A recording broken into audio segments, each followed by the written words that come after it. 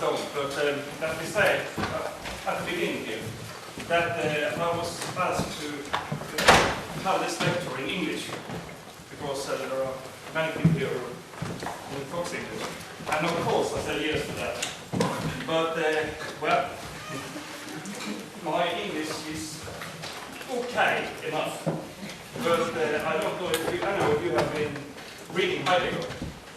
And it's a complete nightmare often to translate Heidegger into the English, which is perhaps the worst language here. I've been told that it's much easier to translate Heidegger into Japanese and Chinese and Eastern language than it is to translate it into English. It has something to do with the notion that the words Heidegger is using. And Barthe also mentioned that. Okay, that's really important. When I was sitting here before the course, I was brought back to my teenage when I tried to get into jazz music. And it was John Coltrane playing a record called Essential. And me growing up on Amazing Grace and that kind of music. It was, well, it needed a very strong will and determination to get into that kind of music John Coltrane was playing. It is the toughest music I ever heard. So it was a pleasure to hear you play. I have just half an hour, a little bit more perhaps, to talk a little about Heidegger. And of course, there's no way I can compete here with these instruments. And they say that philosophy is the rock and roll of all times, but there is a limit to everything. So I will try. I don't use any other things than my own tongue and my head. So I will just give you a brief sketch, a little flash of what Heidegger is doing, getting at, and also why Heidegger is an important philosopher for this group, because of course it has to have some relevance what you are doing and will be doing. So I have lectured on Heidegger in some years now, and it's always a pleasure. So let me try to give you just a little glimpse without anything here yes, just me and Heidegger.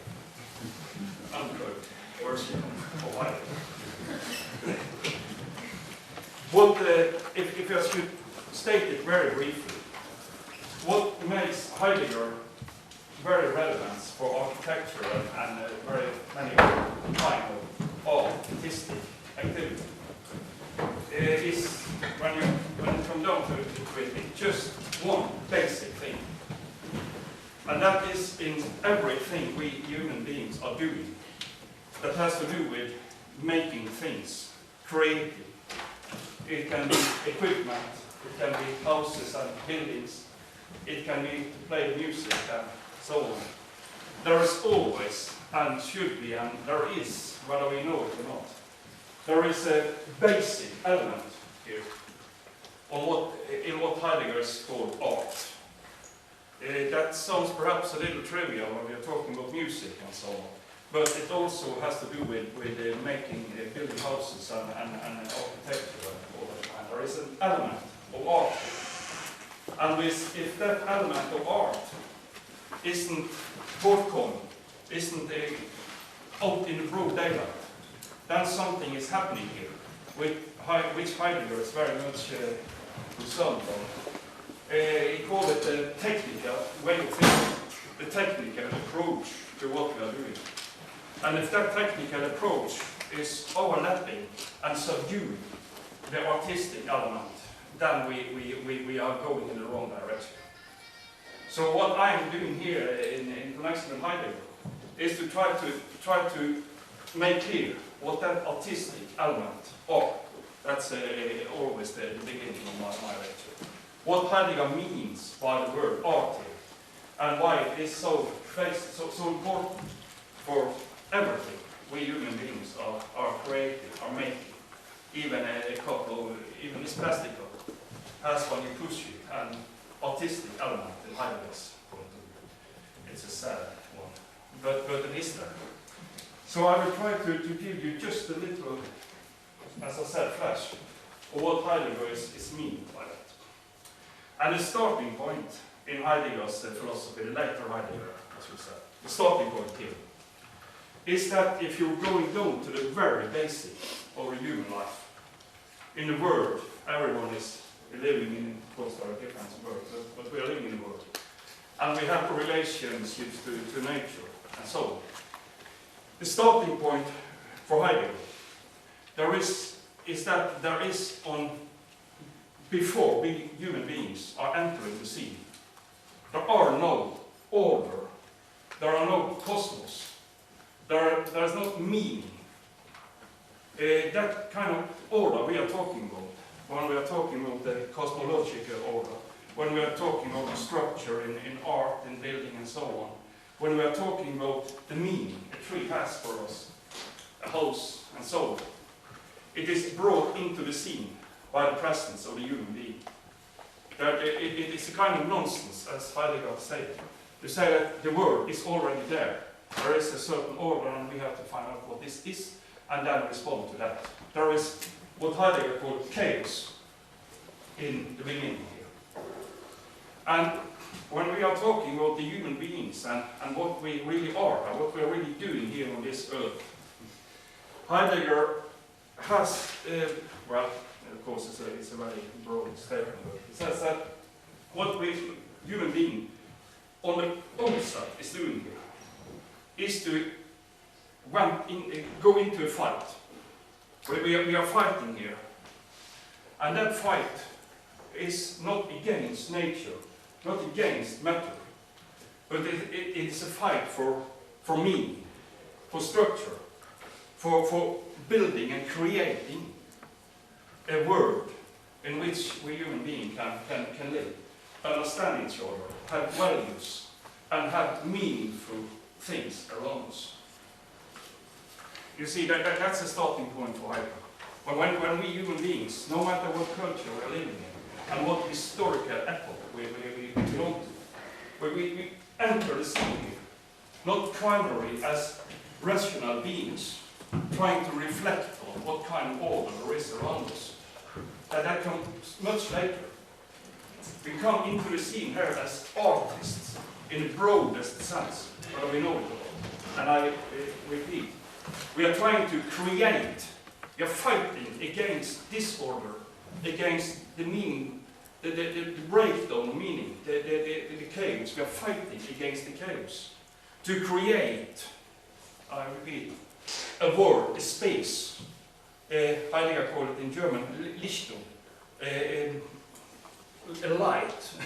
we see things in a certain light, a room, an open room, in which the things around us are presenting themselves as meaningful things. And of course, it is not the same from one culture to another. There are always differences here. The moon up in the sky means quite a lot, another thing in one culture and another culture. So what actually meaning of things around us will differ. But according to Heidegger, not the fact that without our creative forces, without our fight for meaning, fight for creating meaning, not finding meaning, but creating meaning, there will be chaos.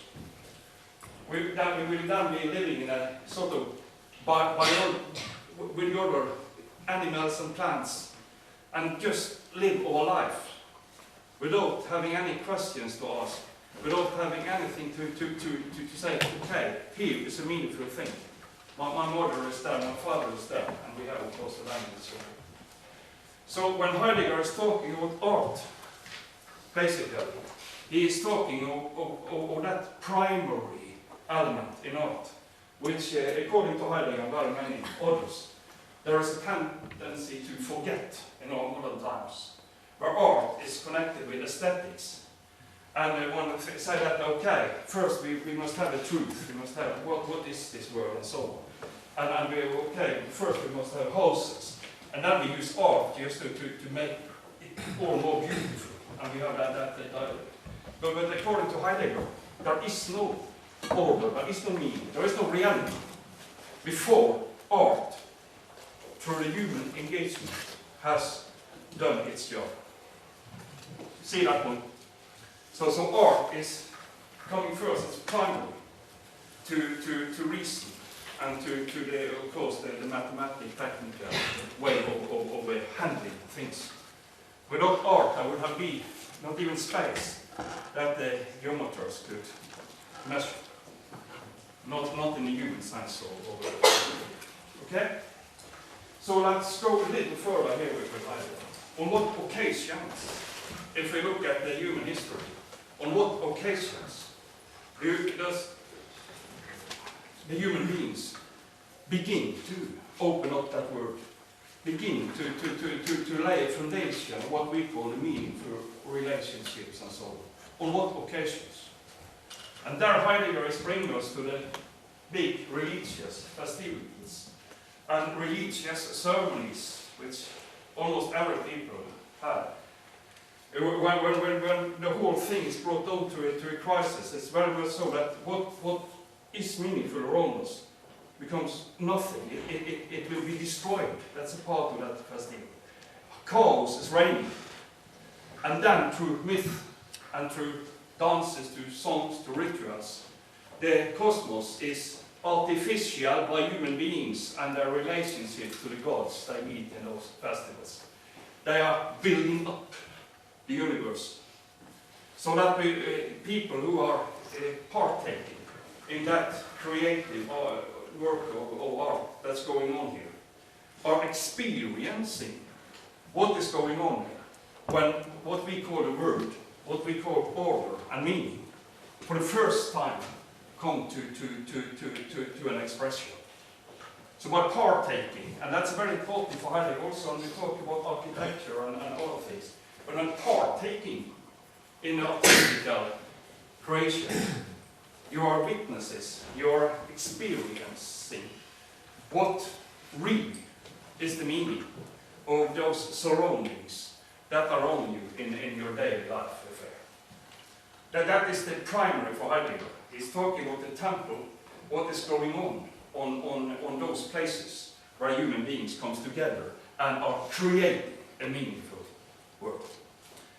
But of course, Heidegger is going further and say that from that starting point in some kind of way, then of course the ordinary human life is always in those cultures and it's about to be lost in our culture, according to Heidegger, is always responding from that middle point. But when people went out making equipments, doing what they are doing, hunting, collecting water, and so on, that word in which they are moving is a word that themselves has been engaged in creating. So let me take one example. If a hunter goes out in the woods carrying a spear or a bow for use in the hunting situation, that spear and that bow, that animal, the buffalo for instance, which they are going to lay down, has the original meaning in the rituals. So when you're carrying that spear, you have experienced what kind of weapon this really is in the ritual slaughter when they are using a spear, the original spear, so to say. I don't know if you got my meaning. So that kind of word, which is open up here in the rituals, are spreading out all over the ordinary world in which human beings are living. So there's no every meaningful things, every meaningful connection between me, my mother, my father, my brother, my children, the equipments I'm using, the clothes I'm wearing, the house, the tent, for instance, I'm going into, is laden with, is a result of that creative works which is going on the original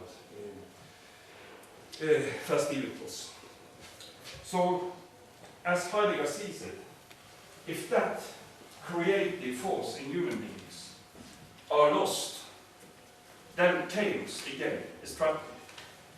With very much relevance to all of this. When that view is prevailing, that we already live in an order world. The mathematics, the physics and so on is telling us how the world really are. So we really don't we don't really have need for those creative forces. Perhaps to brighten up our life a little, hear little music to get in better moods. And we are taking away the insight in what we are really doing here as human beings.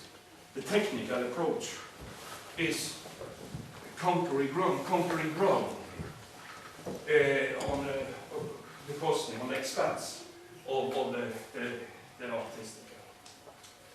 So when Heidegger is talking about art, he is talking about something that are so deep foundated in human beings that if we are taking that away, we lose, according to Heidegger, what is distinct, what is the essence of our human beings. We are losing our freedom, because then we have to accept something aesthetically, and we have to, in sort of way, go to that and do what reality says we must do. And of course, in the technical and mathematical approach to things, it is aesthetic truth lying there, and we have to subdue under that. We lose our freedom, and we don't really know what we are doing in calling to Heidegger. Let me give you a little more insight information on what Heidegger now is getting at and putting up to all this. When we very often today are talking about things we are making, it can be an axe, it can be building a house, it can be painting, and so on, and music for the matter. We are used to think of the kind we are making as a combination of two elements. So see if you can follow that. It sounds very okay, and no one will crawl about it, but Heidegger, it meant Heidegger very often. We are talking about the matter. We have some matter. We have stones, we have stones as a kind of matter, and we have of course trees and plastic and all that kind of stuff. That's matter. And then we have what we call form.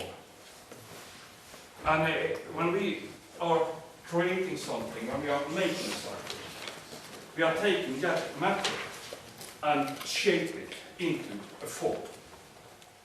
And in the worst cases, we are looking for a complete form, the form that can be no better, the complete form, the form that couldn't be any better. And that's the kind of goal we are setting. The perfect house, the perfect piece of music. And what can we do now? We have made the perfect. In line from the philosopher, we have some ideal form. But what Heidegger is doing in his very famous article, The Origin of Work of Art, is to tear apart those notions we already have here in form and matter. Showing that, of course, on the certain level, they're not wrong. Of course, we can say we are matter. We have this piece of clay, and we are making a pot out of it, so we form it. There's nothing wrong with that. You mean material? Matter. Matter? Yeah. Isn't that a good word? Matter. I mean material. Yeah. I see. But it became material for our work. Material. But matter is material. Okay. Yeah. So I'm using it. I'm trying to. That's it different, but okay. On that level, I'm using matter because it's matter as such. Yes, and matter becomes material, of course, for all our work. But it is matter. In that kind of. So Heidegger is trying. I cannot, of course, go into details here, but Heidegger is trying to tear that apart, and I will give you a little clue of what Heidegger is getting. Because when we are talking about matter, we have 400 habits induced by the natural sciences to mean that matter is something that the quantum physics are expert on showing us what really is there. It is, we can describe it in mathematical language, and we can also find out what the laws is residing in all those matters. We drop the board to draw and so on. But as Heidegger sees it, the science of physics, the natural sciences, is just one aspect. It's just one way of showing what matter is. A very special, a very far out way, if we look at all the cultures done in history. There are countless ways of presenting what matter is. And the physics has no privileged way of describing that matter. On the contrary, they are subduing, they are covering up very much of what really has spoken to us human beings as matter. And Heidegger, I cannot go into details, but he said that in matter, in nature, a stone lying there has a tremendous secret in itself. It is something that, of course, that stone which lying there can, of course, be both put to pieces. We can put dynamite in it. We can study it and so on. But as a stone, as a matter, it has something very secret about itself. If you look at the human body, we also are matter. But how can we get at what really we are in a physical sense? You're looking at some earth, and we also are earth, and there is something there which we never, according to Heidegger, are going to get into and get open. It is something that always withdraws itself as a deep secret, not only of what is going on out in nature, but also our own human existence, our death, our belonging to nature. If you see what I mean. So Heidegger is getting at in every piece of really art, in every piece of art in an original sense, whether it's music, or it is painting, or it is architecture, or it belongs there, according to Heidegger.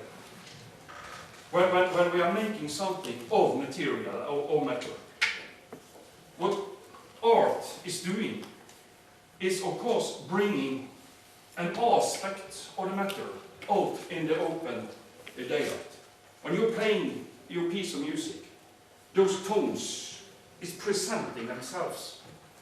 But if this is really art, there's always something in that kind of presentation which speak about, which express something very deep, which cannot be which cannot be grasped, and which always are there as a source for countless possibilities. You see what I mean? Countless possibilities. The tones represent countless possibilities. And if we say to ourselves, no, we have grasped the real, then I will, of course, destroy that. So a very important piece of art, according to Heidegger, is to present matter, of course, in a certain form, but at the same time, let matter be that aspects of matter that is, you cannot get at, mysterious, that so far but not farther. That is itself a very important part of every piece of art. And that means, I repeat that they talk about the perfect work of art is sheer nonsense for Heidegger. If we are so unlucky that we, from there, it will no longer be possibilities for further creation, and also for us who is living in the houses, to keep that kind of art so to say. Jag ska we have very little time here, but I will say this. Let me take just a minute. You see, when we are playing, when Beethoven is writing one of his latest quartets, he is of course creating that kind of music. It is Beethoven which creates that music. But of course, as you all know, and you will know it more than anyone else here perhaps, there is no music unless it will be played. You have to keep it going. You have to perform it. And according to Heidegger, that goes for every piece of art, including the houses we are in. You cannot just create the house and then it's done. What this house is, what this room, what this is inviting us to, is of course living there and make sure that those creative forces which go into the building or the house is still there when we are living in it and not killing it. And of course there are some houses and some buildings which invites that kind of creative, with its keeping artistic element alive. And buildings who are inviting to passivity, to forgetting what this really is. So there you have something of what Heidegger is driving into. So he doesn't say that matter or material is the ordinary way of thinking of that is wrong, but it is something that is not. It's covering up what's really going on here. I often take an example. I discussed it a little bit with Svein here. That could be misunderstanding because you're building houses, as you said. But if you take a bowl from a birch tree, and you take the tree, you make it into a bowl. Of course, there is a form there, and that form is keeping up a certain tradition, showing a certain word around it. So you know what I mean by that. This is it's a bowl making from that kind of tradition and so on. But also what we call nature here, the tree, the material, is presenting itself in that bowl in quite another way than it is when it's just a tree standing there. You see that point? It is presenting itself. And if the bowl is a successful piece of art, it will not only be a piece of beauty. Of course, we can talk about beauty here. Beautiness, it's beautiful. But it's not only that. What is also presented here is it's a very difficult to find English word. Utgrunning. It is that mystery I'm talking about. It speaks of itself as something that could be, I don't know, used in a multitude of other ways. It is a kind of word of possibilities here. You see, it can be a knife shaft. It can be built into a house. It could be very much here. It is, you cannot get it. And why I'm talking about Heidegger here and lecture on Heidegger is that when Heidegger is talking about art in that way, it is a constant reminder for us. When we are building houses and when we are using equipments and building equipments, that if the technical approach is dominating, if we just see material in a technical way, we can measure it, we can weigh and so on, the quantitative aspects of that. If we are doing that, we are losing what insight in what we are really doing. We are losing understanding of what we're really doing. And of course, we can make things that are solely a product of a technical approach. We're making a roof and it's snow, it doesn't matter because it has been constructed in a certain way. And of course, it should be that. But that's something more. It's for Heidegger the single most important thing, the element of art. Where what we are building and what we are creating is expressing that kind of secret lying in the matter, that kind of culture which the building is expressing.